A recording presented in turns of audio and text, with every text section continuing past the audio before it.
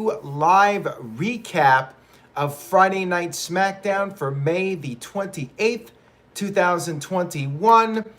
We are now less than a month away from the Hell in a Cell pay-per-view. Shout out to everybody watching this live. I know I'm up against Friday Night Dynamite, but the show must go on. This is the no DQ recap of SmackDown time slot. If something really noteworthy happens on Dynamite, I might come back with a Saturday night stream, but no promises on that.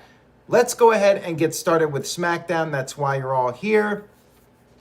We had the Usos backstage. Jimmy Uso, very excited about teaming up with his brother once again. Jey Uso, not so much. Roman Reigns approached them, and he wanted to know what the game plan is. Jimmy said, straight up, they are going to win. They're going to beat the Street Profits, and they will eventually get the gold. Reigns responded by saying he's happy for them, wished them luck. Jimmy took his leave, but Jey stuck around next to Reigns, and Reigns wanted to know, is Jimmy doing the talking for Jey now? And Jey reassured Roman that he's still on Team Roman. He's still with him. And Roman was like, well, maybe you should say that to Jey. We then had our match, but before the match, the Street Profits cut a promo, talked about it being the Clash of the Titans, and they started making fun of the Usos, said that this is Jimmy's first match in a year. He's been out of action. Can he come back and be the same that he was before? And then they brought up Jey, how Jey is living in Roman's head rent-free. The Usos arrived, and we had some sparring back and forth between these two teams. The Usos said they're the best tag team in the business, and they're back. And even though the Street Profits call it a dream match, it's going to be a nightmare for them. So we had the match, and Street Profits got the upper hand for a while. They sent Jey over the barricade, and then they sent Jimmy over the announce table. But after the break, the Usos got the upper hand. Roman Reigns was watching very closely backstage. Jey prevented Dawkins from getting a hot tag, but eventually Dawkins was able to get in, and Montez Ford did this running dive over the corner onto Jey. And back in the ring, Jimmy hit a super kick, got a near fall on Dawkins, but Dawkins was able to recover from that. Ford tagged in, and then he went for the frog splash, but Jey saved his brother. Jey pulled Jimmy to the outside of the ring to safety, and then Jimmy was able to get back in the ring, super kick Ford, and picked up the victory. So Jey, he helped out his brother. He was there for him. Usos pick up the victory in their first match back. Ace in his familiar vlogs says that dive was awesome. Indeed it was. And this was a pretty lengthy match between these two teams. Definitely could have been on a pay-per-view. Really good stuff from these guys and a great storyline to go along with it. So far, thumbs up for SmackDown. Nice way to start off the show. And it took up a good 35, 40 minutes of it, but it was quality stuff, advanced storylines. I'm all for that. We had promos. Dirty Dogs cut a promo hyping up their tag team title rematch against Rey Mysterio and Dominik. But then we had another tag team match. Teddy Long would have really loved this SmackDown. Well, I'm sure he did love this SmackDown, I should say. Natalya and Tamina against the Riot Squad for the tag team titles, the women's tag team titles. Tamina got knocked off the apron before the match even got going.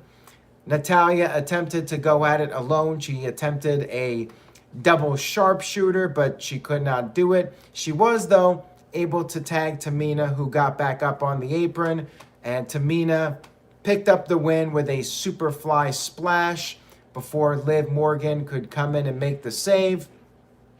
Glad to see the tag champs picking up a win here, but The downside to it is that there's not that many tag teams in the women's division, so pretty soon they're going to end up going through all the teams, and are we going to start getting rematches? Like, I'm hopeful WWE will start bringing in some new teams, and even having Natalya and Tamina beat some enhancement talent, I don't see a problem with that. TJS with a $5 super chat. Thank you for that, TJS. I appreciate it. He says, I have Dynamite on in the background. I'll tell you if any major events happen. Thank you for that. He says, there is a full capacity crowd, and that's awesome. Where was Black on SmackDown? There was no Aleister Black on this week's SmackDown, and to me, that's okay. He doesn't have to be on every show. I mean, it's not a big deal if somebody's not on a show. The problem is that if you don't have them on the next week, and if it's clear you really don't have a concrete storyline direction for them. We had the Usos meeting up with Adam Pearce. Once again, Jimmy, very excited, said that they want the winners of the main event. They want a shot at the tag team titles. And Pearce was fine with this. He said, you guys got it. Jimmy, of course, very happy. Jay, however, appeared distressed and not too thrilled about this. We had Bianca Belair versus Carmela, and I do not believe this was a title match. Before we got started, Carmela cut a promo and brought up all of her accomplishments. Bayley immediately interrupted the match, and she sat down with Michael Cole and Pat McAfee. Carmela got the upper hand for a while. She did this face buster on the apron, got a near fall, and then Bianca was able to make her comeback. She hit the KOD to pick up the victory, and Michael Cole screwed up. She called Bianca Bel-Air Bel-Lanka. I think that's what she said, Bel-Lanka. And Bayley immediately jumped on him. This was great. Bayley was awesome here when she just completely called out Michael Cole for screwing up Bianca Belair's name. And then Bayley stood up on the apron and started laughing. I enjoyed this. I mean, we're getting yet another Bianca versus Bayley match, but this was pretty entertaining. And Darren says, is Pat McAfee a face now? I mean, yeah, he's just the color commentator. And we'll talk more about him in a few minutes here. There was something that he did on this show that was a little more significant than just calling a match. We had Seth Rollins come out to the ring for a promo. He's got another wacky outfit with a bunch of palm trees. I love his outfits. I'm glad he's doing that.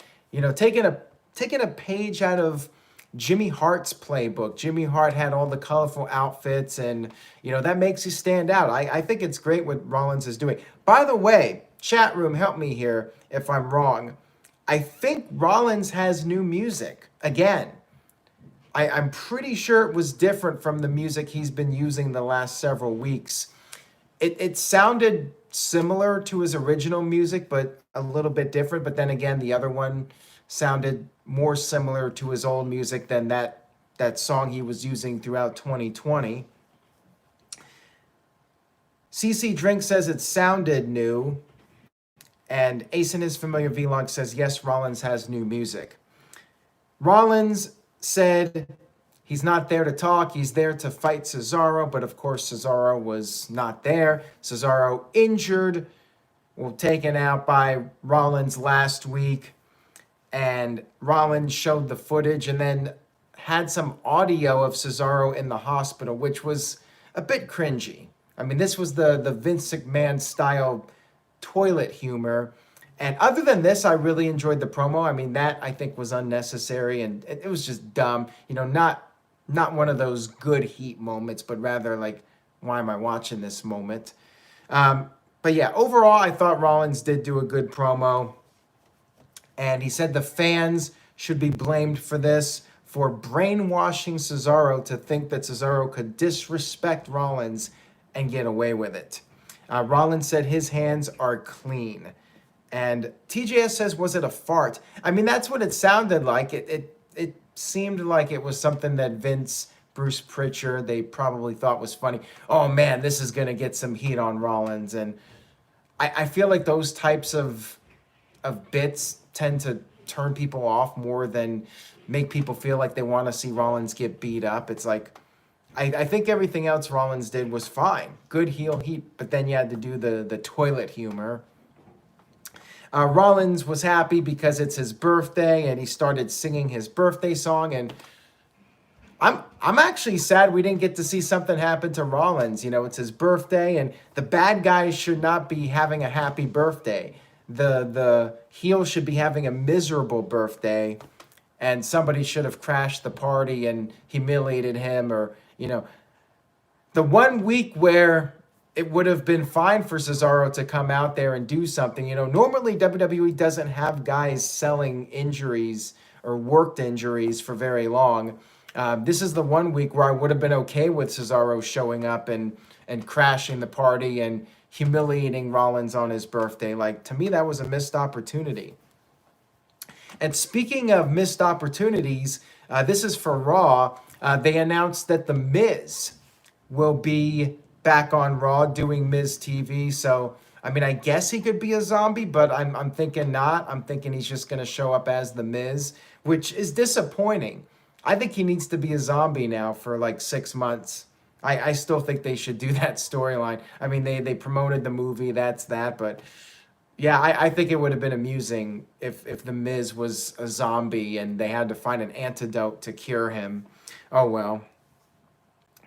Next up, we had Kevin Owens versus Apollo Crews, and it's one of those matches where if Owens could beat the champion, he would get a title match. You know, I'm never a big fan of these, but they did something a little bit different for this, which I appreciated. And TJS says they say it's your birthday. Well, it's my birthday too, yeah. That's a little Beatles reference. TJS is all about the Beatles references, and I'm curious if you guys in the chat room can catch those references without TJS saying what the song is.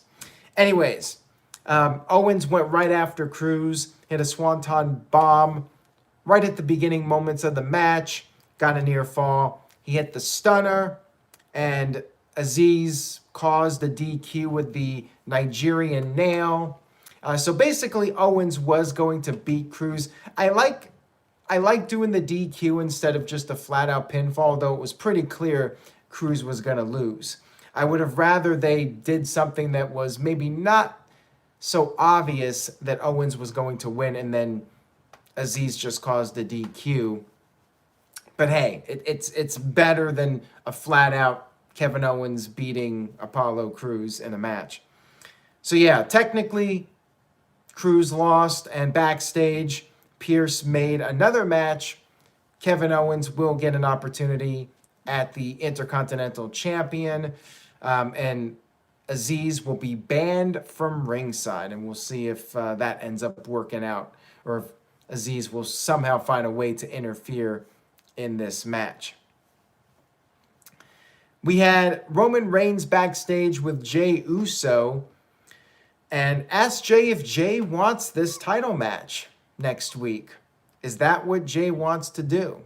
And Reigns said he thought Jey was with him. He said he's just trying to do what's right for Jey. And Jimmy comes back. All of a sudden, main event Jey Uso is now regulated to the opening match.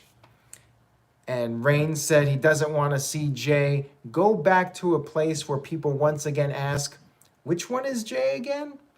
I loved this. More great stuff here from Roman Reigns. I love this storyline. You have Jey torn in the middle. Everything's been going perfect. Reigns has been the tribal chief. Jey, his right-hand man. Reigns has been successful, and all of a sudden Jimmy's back, and Jimmy's taken Jey away from Roman, taking the focus away from being the right-hand man, and Reigns doesn't like this. I think this is a great storyline. I'm glad they're not rushing it, and we'll see where it goes. I mean, I still think we should have Jimmy with Jey and Reigns as the ultimate heel faction, but I like that they're doing this storyline where Jimmy is happy and his spirit is not broken yet, and Jey's kind of there in the middle, not sure what to do. So Really, really awesome segment here with Reigns. I'm loving it. TGS says Reigns should have a San Martino reign. Well, I don't know about that, but I mean, I see no reason for Reigns to lose the title anytime soon. At the very least, he should keep it until next year's WrestleMania, in my opinion. Next up, we had Boogs. Rick Boogs introducing Shinsuke Nakamura, shredding on the guitar again. I can't wait. They got to keep this team together at least for a couple months. I really hope it's not a short-term thing. You got to have these guys on July 16th when the fans return. I mean, you're going to have everybody going crazy for this intro. Like, this is one of the things that will make being at a live WWE event really fun, to see this intro. It's awesome. They got to keep doing it, and it should definitely not be a short-term thing. So anyways, Pat McAfee was marking out like crazy for this, and Michael Cole was just disgusted. Now, this is the big difference between Pat McAfee and Byron Saxton. Saxton will do something like that for the New Day, and it just comes off so lame and uncool. But Pat McAfee doing it, like, I thought it enhanced the act. I think McAfee doing it made it come off like it's cool.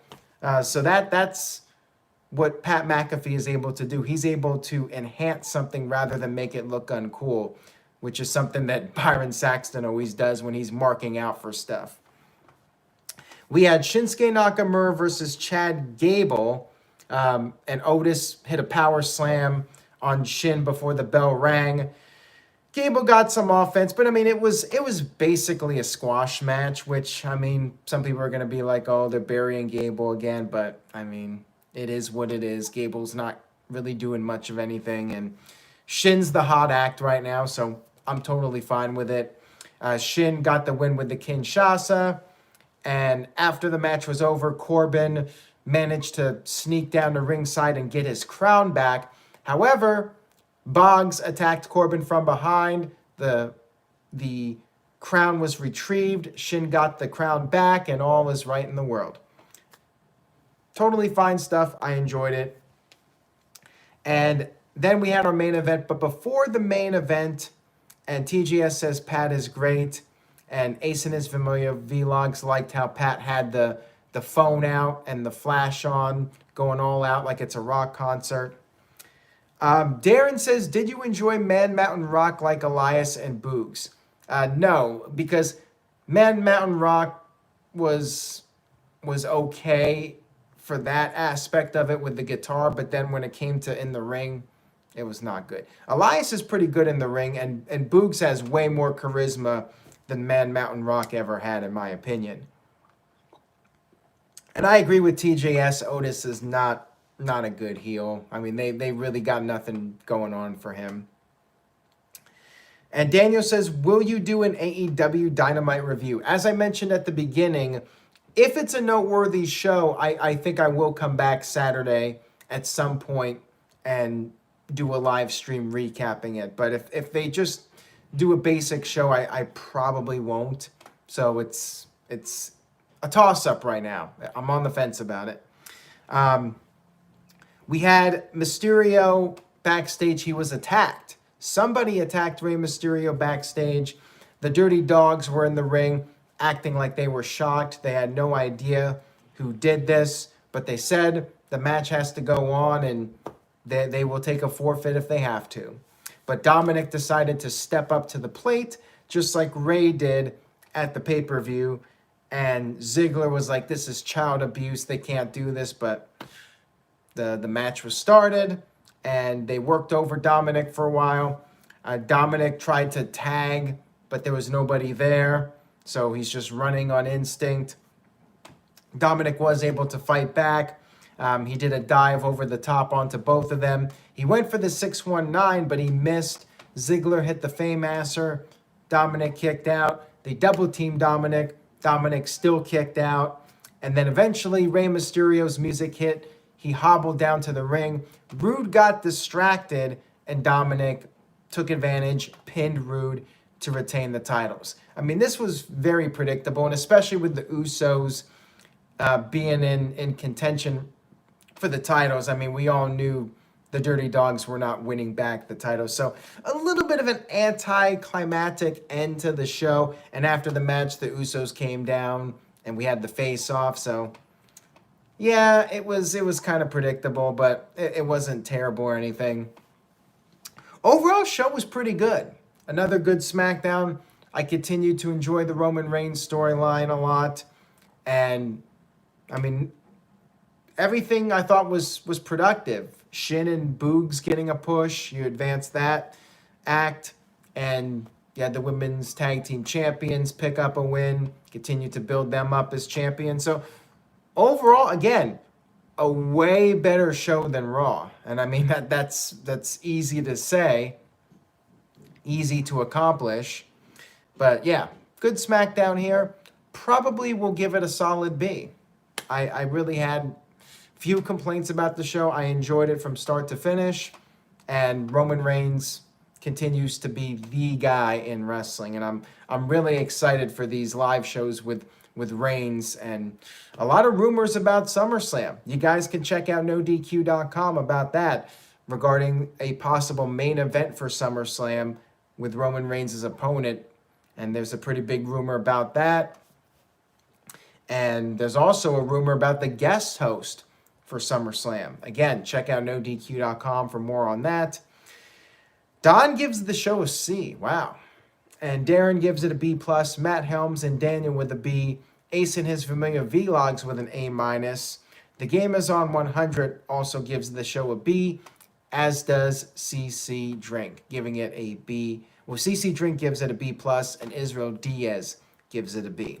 So thank you guys for tuning in tonight. I appreciate it. Again, NoDQ.com for the very latest. I will definitely be back Sunday night with the AEW Double or Nothing recap, and there will also be play-by-play live results on NoDQ.com. And again, I might be back on Saturday night, but no promises on that. Take care, everybody. Have a great night. Enjoy your Memorial Day weekend, and I will see you guys next time.